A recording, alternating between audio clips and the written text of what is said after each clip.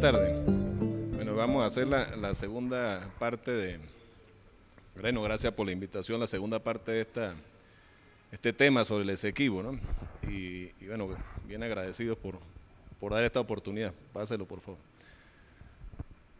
Y bueno, comenzamos con la misma nota de Andrés Eloy Blanco. A ver, léala, por favor, Ángel.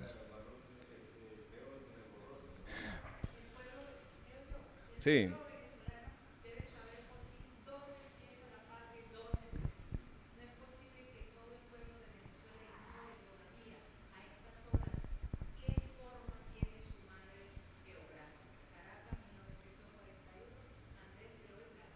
...41-2015... Bueno, y es totalmente valedera para este momento también, sobre todo en relación con el Esequibo. La siguiente. Y bueno, todo empieza aquí, en un lugar bastante lejano de Venezuela, que muy poca gente conoce, por supuesto, y hace varios siglos. Estamos hablando del siglo XVII. Y fíjense, se firma la Paz de Westfalia, o el Tratado de Münster, que es una ciudad que queda en Alemania.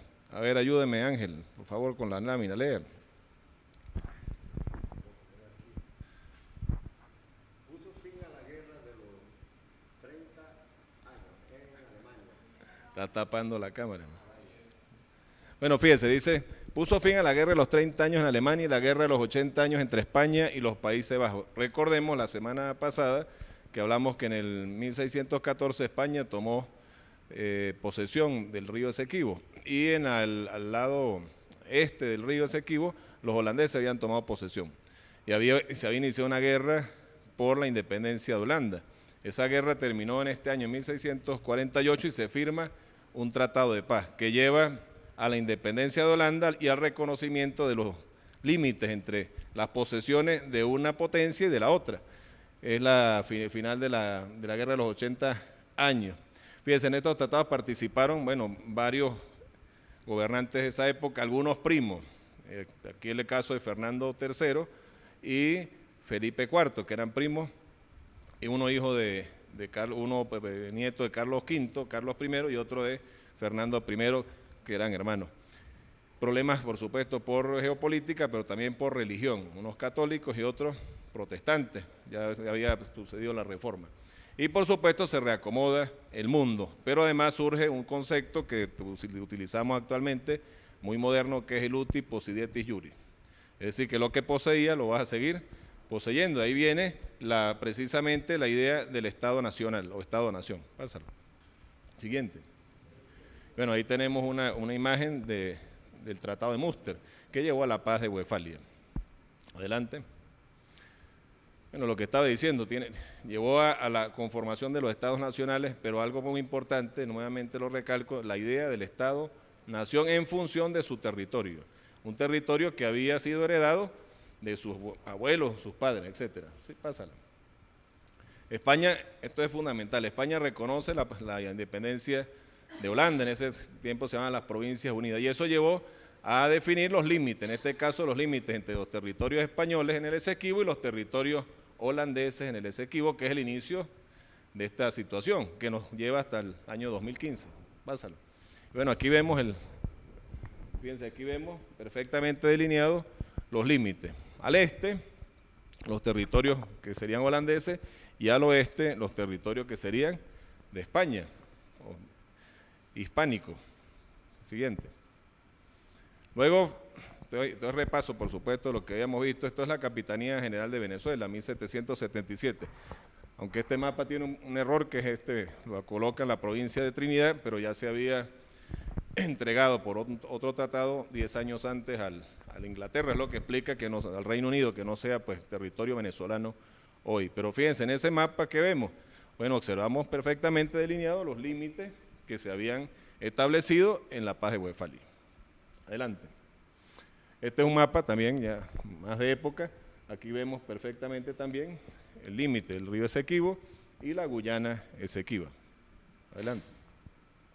Esto es el mapa de la República de Colombia, fundamentado en los criterios del uti possidetis iuri, lo que actualmente es Venezuela, el Ecuador, Colombia y Panamá. En ese tiempo la República de Colombia, toda fundamentada en los principios de obtener los mismos territorios que tenían antes de la independencia. Pásalo. Brasil, esto también es un dato importante.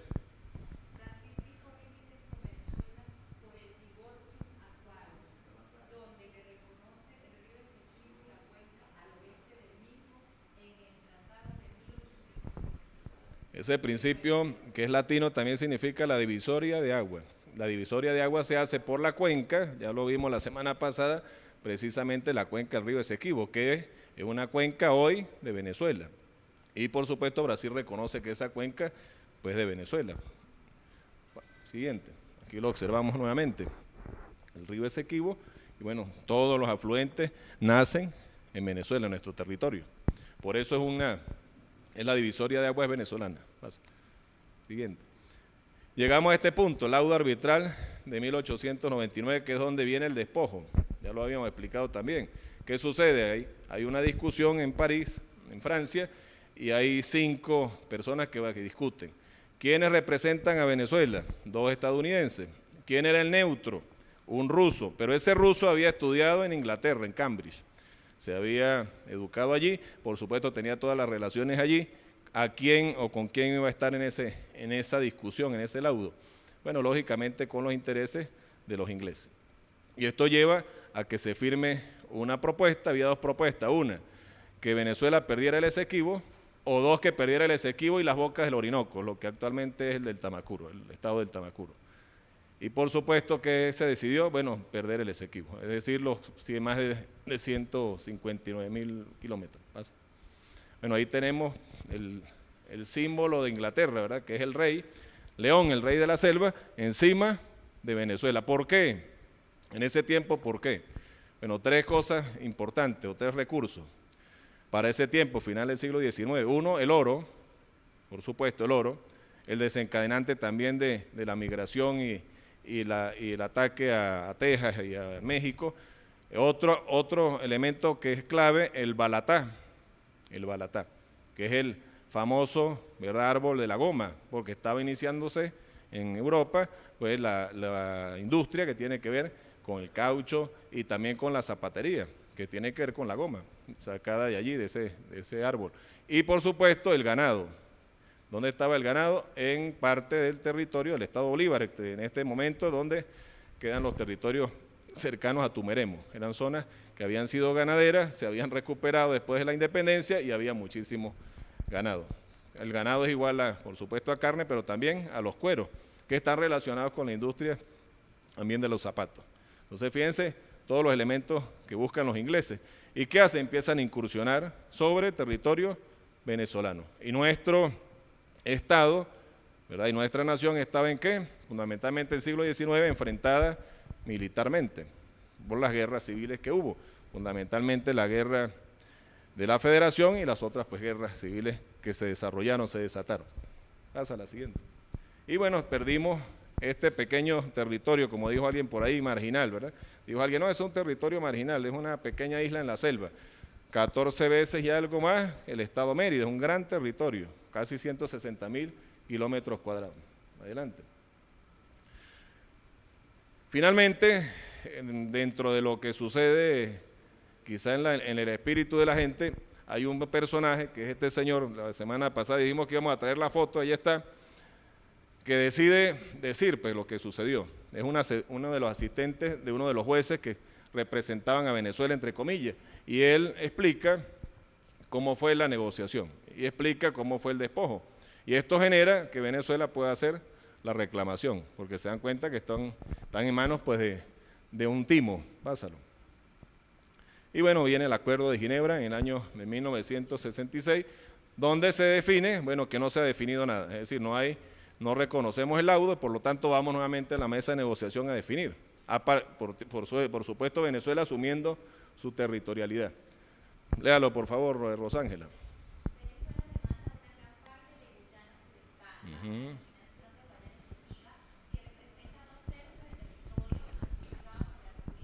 Entonces nos paramos allí, fíjense. ¿Qué dice Venezuela? Bueno, la Guyana Occidental es de Venezuela.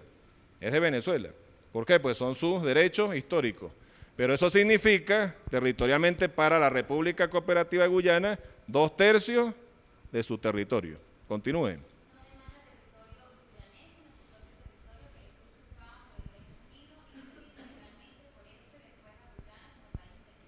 Claro, no le estamos quitando nada a nadie, no le estamos quitando territorio a los guyaneses, que es la posición de Guyana. ¿Qué estamos haciendo? Asumiendo nuestro territorio, que ellos están ocupando de manera ilegítima, pues. Ilegítima, totalmente, pásala. Y bueno, aquí vemos el territorio, desde el punto de vista geográfico. Fíjense, aquí está el río, fíjense todo lo que es la Guyana Esequiba y lo que realmente es el territorio de la República Cooperativa de Guyana. Adelante. Siguiente. Fíjense lo que dice, territorio reconocido por Venezuela. Y esto, que es el territorio venezolano, es decir, la Guayana Esequiba. Pásala. Fíjate, cuando vemos el mapa administrativo, entonces, ¿qué observamos? Los estados, provincias, localidades de ese país, la mayoría de ellos están sobre territorio venezolano. Ellos tienen solamente administración sobre 1/3 de lo que realmente es el territorio guyanés, ¿sí? Al este del territorio Esequibo. Pásalo. Y por supuesto llegamos a este tipo de titulares. Es nulo, fíjense lo que dice, es nulo el laudo sobre la Guyana Esequiba. ¿Por qué es nulo? Bueno, porque parte de ¿qué? De un hecho y rito ilegal que es el robo descarado de nuestro territorio. Por supuesto, desconociendo todos los tratados, en este caso el tratado que venía del siglo XVII, que dividió, separó pues las distintas territorialidades de Holanda en ese tiempo y de España. Adelante. Trazo del conflicto. Entonces empezamos a observar una serie de conflictos que se generan en torno pues, a esta situación. Este es uno de los trazos que poco se conocen, muy poco. En la historia de Venezuela poco se habla de esto. Y es un trazo importante porque es un momento en el cual se reivindica pues, la soberanía, desde el punto de vista militar. Lo vamos a ver, por favor, compañera, lee.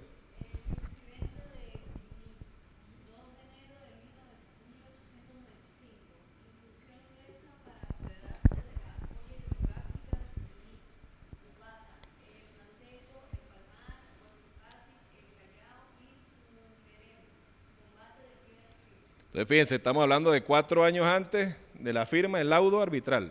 ¿Qué está pasando allí? ¿Qué está sucediendo? ¿Qué está sucediendo? Los ingleses asumen una posición de ofensiva y quieren tomar, desde el punto de vista militar y por supuesto efectivamente, el territorio. Fíjense qué territorio que están ubicando. Dice la olla del Cuyuní, lo que actualmente es Upata, el Manteco, el Palmar, Guasipate, el Callao. ¿Qué hay allí? Bueno, inicialmente hay oro. Ahí está, como todo el mundo sabe, el Dorado está ahí. Está el Dorado. Pero también están las grandes sabanas donde hay muchísimo ganado. Está el río, muy cerca, que es el río Orinoco, por supuesto, y están los árboles, el bosque, que también lo quieren tener. ¿Y qué sucede? ¿Quién está gobernando? Joaquín Crespo. Recordemos que era un caudillo, un militar que venía o había participado en la Guerra Federal. Y Joaquín Crespo es uno de los presidentes que, entendiendo esta situación, envía a la frontera un comisionado de frontera. Se llama Sifonte. Ahora hay un municipio en el estado de Bolívar que tiene su nombre. Pásala. Aquí está. Fíjense el Callao, Tumeremo, Guasipati. Miren dónde está el río. Y dónde está la Guyana. Es decir, que ellos cruzan el límite del Cuyuní, del río, y se adentran ya en territorio actualmente venezolano. Pásala. Y aparece este personaje, que muy pocos conocen, por supuesto, o pocos conocemos, General Domingo Antonio Sifonte. Si uno le pregunta a la gente en la calle, hace una encuesta, casi nadie lo conoce. Pero es un militar venezolano que enfrenta una banda, una partida de ingleses y los derrota militarmente. Poco se sabe esto, muy poco. Pásala. Ok, ¿qué sucede ahí? Hay un combate, pasa el anterior. El anterior, que lo puse antes. Hay combate fíjense que dice Piedra, escrita. Hay una entrada de una partida de ingleses, este hombre hace una emboscada, cae en la emboscada, los derrota militarmente, levanta la bandera venezolana, los lanza más allá del río Cuyuní y toma posición de ese territorio hasta el día de hoy, gracias a esa importante combate, batalla, refriega que hubo en ese lugar, que poco se conoce. Apenas en el 2008 fue trasladado a un mausoleo este personaje y bueno, tiene nombre, un municipio de Bolívar tiene su nombre, por esta acción importante de reivindicación territorial. La siguiente. Déjala ahí, crisis anterior, la crisis de Anacoco. Fíjense que ya estamos en el año 1966. En febrero se firma el Acuerdo de Ginebra y en octubre pasa esto. ¿Qué sucede? Vamos a ver el mapa, pásala, la siguiente, el mapa, la siguiente y volvemos. En este punto, es este punto que está aquí, es la entrada del Cuyuní a la Guyana Esequiba. Aquí precisamente es donde hubo, unos años antes, 60 años antes, la infiltración inglesa en este punto. ¿Qué sucede acá? Hay una isla, hay un punto allí de entrada y salida a Guyana Esequiba. Y Venezuela, tropas venezolanas, toman posesión de ese punto. Es una isla, ya la vamos a ver, que se llama Anacoco. La toma militarmente. Pasa la anterior. ¿Dónde queda? Fíjense, una pequeña isla de 28 kilómetros cuadrados. Una pequeña isla. Es el único territorio que hemos recuperado de los casi 160.000 kilómetros cuadrados. Ese es el único territorio que hemos recuperado. Administrado por Venezuela como parte del territorio del Estado Bolívar. En ella se encuentra un asentamiento militar. Pásala. Anterior. Próxima. No, la próxima. Próxima. La anterior. El texto. La anterior. Sí, regresa. Aquí está. Próxima. Esta. ¿Dónde está situada? Fíjense lo que le decía, en el río Cuyuní, en su confluencia con el río Venamo. Pásala, la siguiente. Fíjense acá, pásala. Aquí este punto. Y aquí hay un puesto que ya vamos a ver, por supuesto, del ejército. Pero aquí muy cerca está esa población de la que hablamos hace una semana, que hablan inglés, que hablan el idioma aborigen y hablan castellano también. Es el último punto donde hay soberanía efectiva de Venezuela. Pasa a la siguiente. ¿Qué sucede? Bueno, hay una ocupación militar. Léalo, por favor. Fue ocupada por el personal militar venezolano en octubre de 1966, colocando en ella una guarnición militar iniciando la construcción de una pista de aterrizaje, una oficina postal, una escuela y un puesto militar. Policiales en este hecho, casi el general. Genera un conflicto armado. Ahora, ¿qué significa eso? Que apenas en el año 66 nosotros tuvimos un puesto militar allí. Estamos hablando del laudo arbitral, estamos hablando de la operación de Sifonte en el 95. ¿Cuántos años pasaron para tener en ese lugar un puesto militar permanente? Una gran pregunta. ¿Qué pasó? ¿Qué sucedió en todos esos largos años para que eso pasara? Pues? Siguiente. Por favor, Rosángela.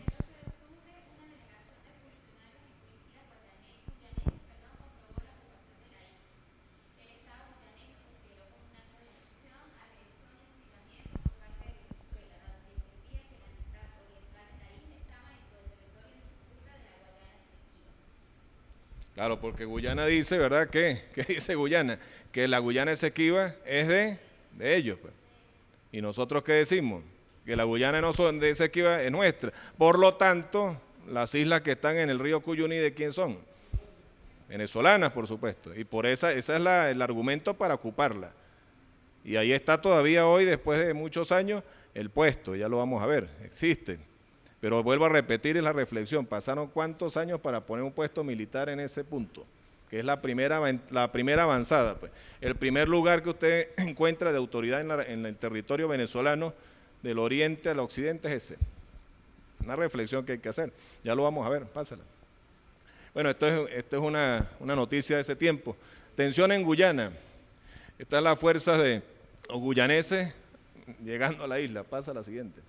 Estado de alerta, fíjense lo que dice, en tierra, mar y aire, porque mucha gente pensó que se podía desatar, tal como estos días, ayer, antes de ayer, un estado de guerra, ¿no? Un estado de conflicto. Ayer en las redes sociales andaba la gente diciendo que iba a haber una guerra entre Venezuela y Colombia porque el presidente había mandado 3.000 soldados a la frontera y Santos había movido unas tropas especiales. Bueno, son pulsos de tipo militar, pero fíjense el titular, ¿no? O desplazan batallón de cazadores hacia Anacoco, que es el lugar, que es esa isla. Siguiente. Aquí está, esta es una foto de ese año. La base, el río que vuelvo a repetir es un río venezolano, porque ya vimos que la cuenca total del Esequibo es una cuenca venezolana. Adelante. Esta es la isla, es una visión vista aérea, fíjense el aeropuerto, pásalo. Adelante. El aeropuerto, la pista, el río, todo esto es la isla, sigue. Esto es una maqueta en el puesto del lugar. Fíjense, esto que está aquí marcado es lo que nosotros conocemos como la zona de reclamación. Fíjense, aquí también la marcan. Y esto ya es, en este caso, es lugar del punto militar.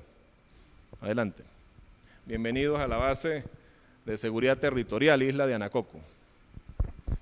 Ministro de la Defensa, Vladimir Padrino López, que estuvo allí en el diciembre del 2013, esta foto, bueno, precisamente dando un mensaje, pero también una consideración en relación con el territorio. Pásalo. Río Cuyuní, siguiente. Pásala. Siguiente.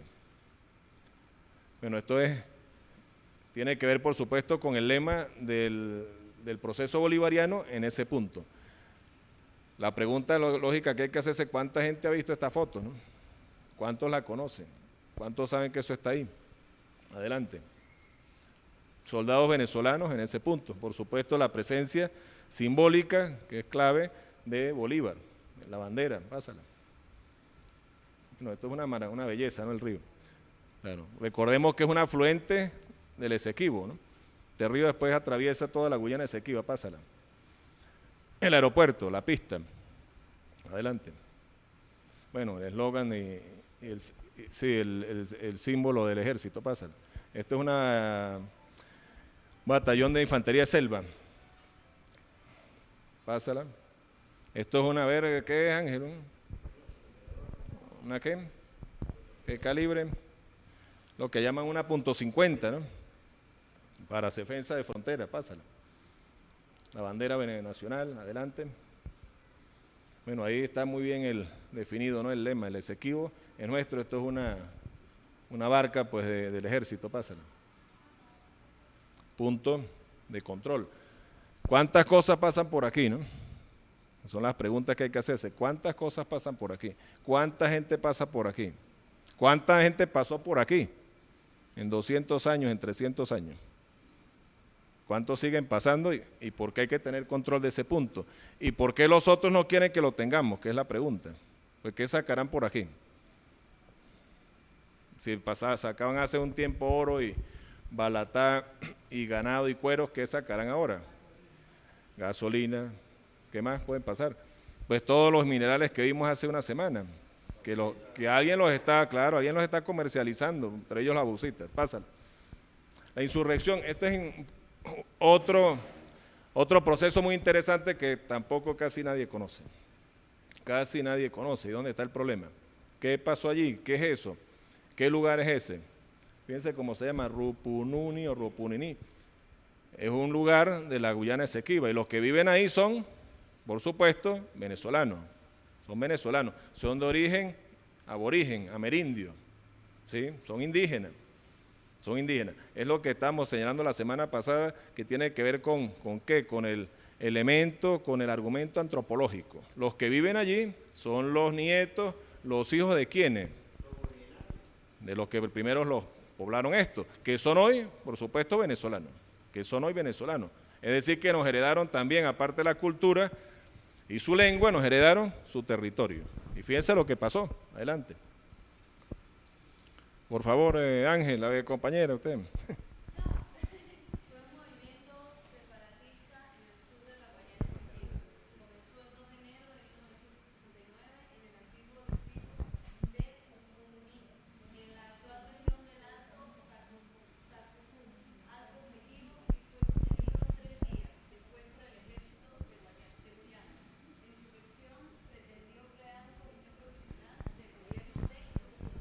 Es un movimiento cívico-militar. ¿Cívico-militar de quiénes? De los habitantes de ese lugar, que se sentían o se sienten, por supuesto, venezolanos. Y hay un levantamiento. ¿Contra quiénes? Contra el gobierno de la República Cooperativa de Guyana. Y esto tiene varios elementos. Primero, un elemento étnico. Las personas que viven aquí son de origen indígena, son originales. Los que habitan en Georgetown y llevaban en ese tiempo el control del Estado son de origen asiático uno y otro africano. Y hay una conflictividad entre ellos, pero además económico, porque esta gente se dedica, ya vimos también la vez pasada las imágenes, a la actividad pecuaria. Y en el norte del país se dedican a la actividad fundamentalmente comercial y de explotación de recursos minerales. Y hay una contradicción entre la explotación de los recursos, por supuesto, minerales, y la producción agropecuaria, porque tienen que hacerse en el mismo sitio, en la misma zona. Y eso genera una conflictividad que lleva a una insurrección. Esta gente, y esto es importante en este levantamiento, dicen sentirse venezolanos. Y piden, por supuesto, ayuda. ¿A quién? Bueno, a Venezuela, ya lo vamos a ver. Pásala. Fíjense, esta es la zona en cuestión, que ya lo habíamos visto también en las láminas pasadas. Ahí hubo el levantamiento. Por supuesto, esto lo poco lo conocemos nosotros, y es un problema. Pásala. Lea, por favor, compañera. Sí.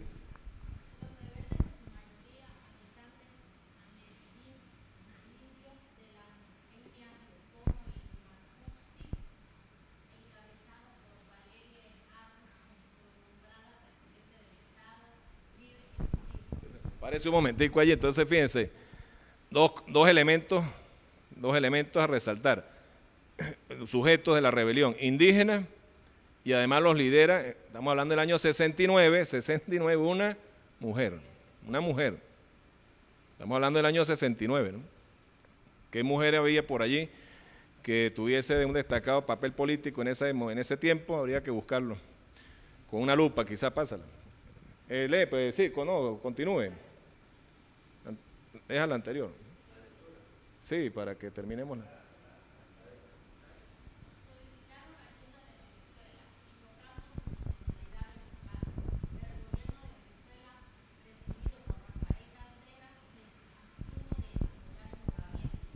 Claro, ¿quién presidía el gobierno en ese tiempo? Rafael Caldera, de Copey, por supuesto. ¿A qué intereses respondía Caldera en ese momento, en ese tiempo? ¿A cuáles? A los intereses, por supuesto, de la potencia. ¿De qué potencia? Bueno, fundamentalmente las potencias que nos quitaron el territorio. Estamos hablando de Estados Unidos y, por supuesto, en su caso, el Reino Unido, a pesar de que un tiempo antes había habido una incursión militar, como ya hemos visto, en tiempos de otro gobierno, en el Esequibo, ¿sí? Con la toma de la isla. Pásala. Este es el personaje, que tampoco casi nadie lo conoce. ¿Quién lo recuerda? Casi nadie lo recuerda. Sí.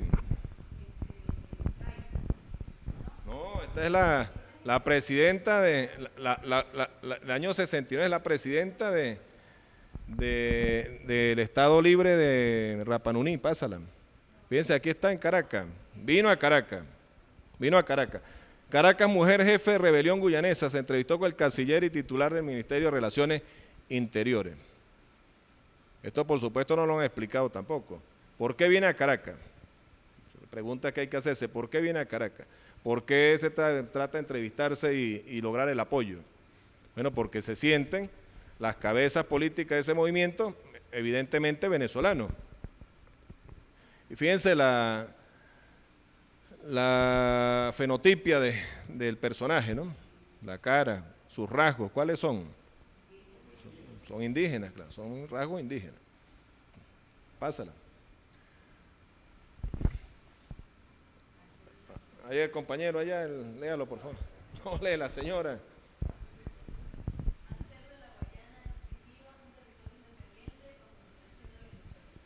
Bajo protección de Venezuela, lo que sería en la ley antigua un territorio, actual también un territorio federal. ¿Protegido por quién? Por Venezuela. Ahora, ¿qué pasa allí? Que Brasil se pone a favor de quién. ¿Qué hace Brasil? Bueno, lleva su tropa hasta la frontera y se pone a favor de la posición guyanesa. Pásala. ¿Qué sucede? Los siguientes días. En la mañana tomaron prisioneros a los funcionarios del gobierno guyanés. ¿Quiénes? Los rebeldes. Ocuparon los medios de comunicación, bloquearon las comunicaciones y hicieron pues la agenda internacional. Pero hay una contraofensiva de la Fuerza Armada guyanesa. Fíjense qué hacen, atacan la zona indígena. Fíjense qué es lo que primero que hacen, Pirara y Anay, que son las zonas indígenas donde están los focos de la resistencia. Pásala. Al tercer día controlaron la situación. A ver, Ángel. ¿Y qué pasó?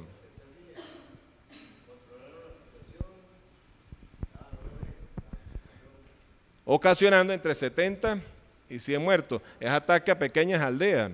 Cuando uno está hablando ahí de 70 y 100 muertos en una pequeña aldea indígena, ¿cuánta gente, no? En su mayoría ciudadanos de la etnia Macushi. Además, 53 viviendas indígenas fueron incendiadas. Esto nos recuerda, por supuesto, a los españoles. Cuando entraban en un lugar, cuando uno lee las crónicas de la conquista, que es lo primero que hacían los conquistadores, además de matar a los indígenas, quemar sus casas. ¿Por qué? Eliminar el punto, pues, de vida. Hubo denuncias de violaciones y tortura.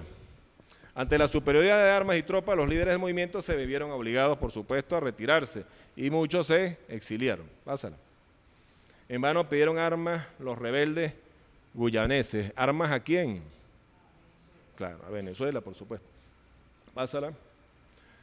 147 indígenas de la etnia Macushi y Guapillana fueron detenidos, totalmente presos. Condenados apenas entre 1 y 3 años. 326 reportaron haber sido golpeados, por supuesto, la represión.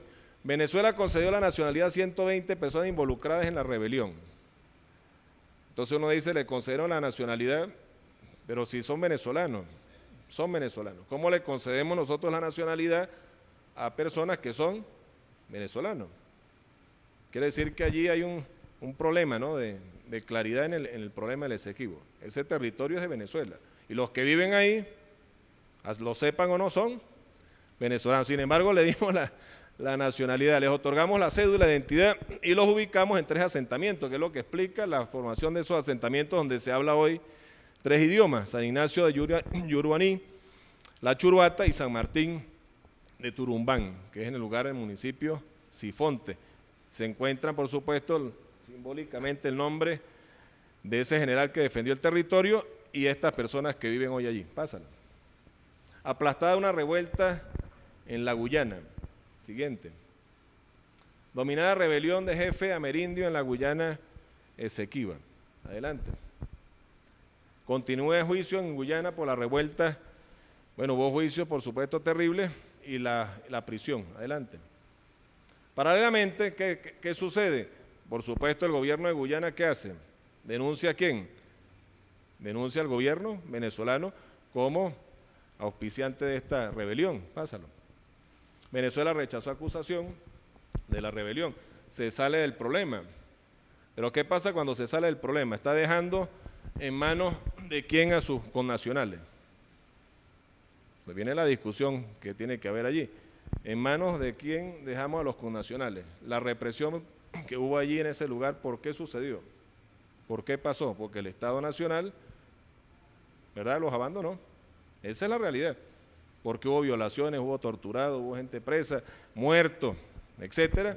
El Estado los abandonó. Adelante. Y bueno, finalmente este poblado, que es un poblado venezolano. ¿Dónde está? A orillas del río Cuyuní. Fíjense, a 3 kilómetros apenas Bueno, muy cerca de la base militar del ejército de Venezuela. Pásala. Acaguayo. Está habitado por ciudadanos del pueblo acaguayo, de la nacionalidad, ¿qué dice? Arahuaca, es decir, que son los ciudadanos originarios, indígenas, aborígenes, que dominaron ancestralmente el territorio Esequibo, desde el río hasta lo que hoy es el estado Bolívar. Esos ciudadanos ahora tienen que vivir en un pueblo que tuvo que abrir Venezuela en su territorio, a pesar de que la Guyana Esequiba es territorio venezolano. Pásala. Aquí está. La República Bolivariana de Venezuela, puesto de control. Fíjense cómo está escrito. Pasa la siguiente. Pero miren esto es interesante. Está en los 3 idiomas.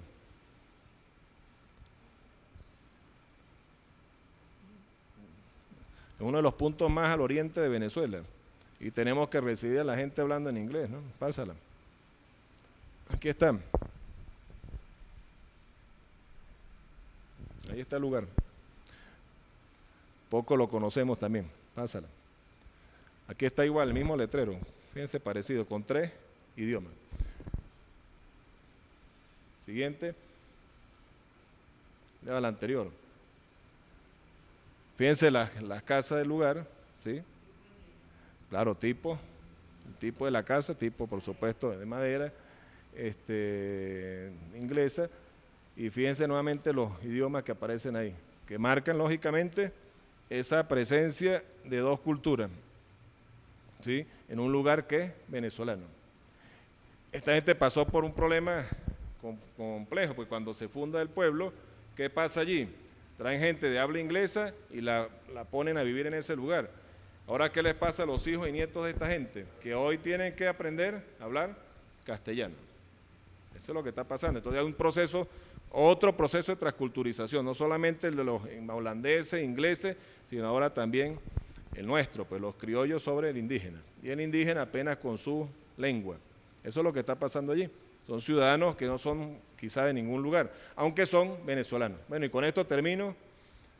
Y por supuesto el mensaje, ¿verdad? Que el Esequibo es de Venezuela. Bueno, ojalá que se lleve este tipo de información a mucha gente, que mucha gente lo sepa, para poder asumir la territorialidad venezolana. Gracias.